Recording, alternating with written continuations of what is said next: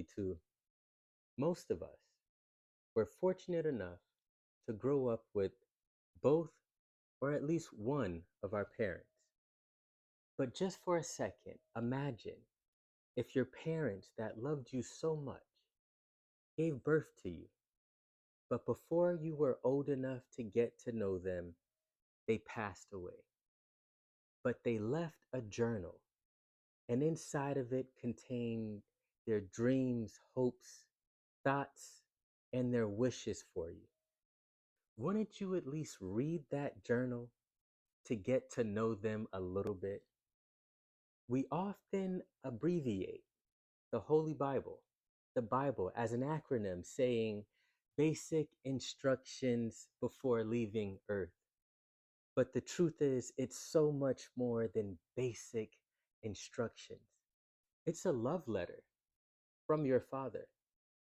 You see, every religion is about mankind having to work so hard, live such a good life, ascending, being so perfect that you earn your way into heaven, or ascending and becoming some sort of a God.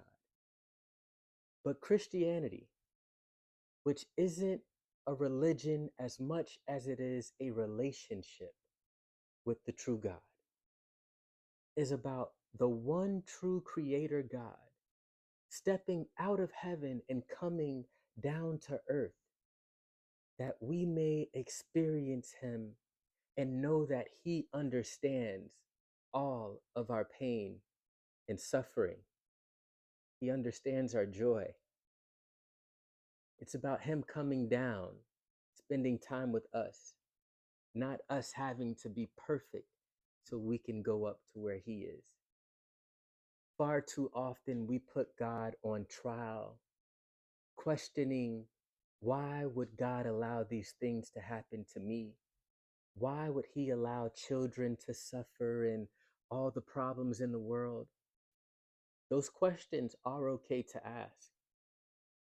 But while we have him on trial, if we at least read the Holy Bible, you'll find answers to many of those questions.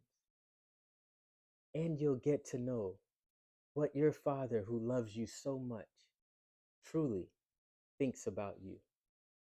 So thank you, Group 52. Make some time this week to get acquainted with reading your Bible, not to teach, not to uncover mysteries, but so that you can know what your Father truly thinks of you. Thank you, God bless you, and have the best week of your life.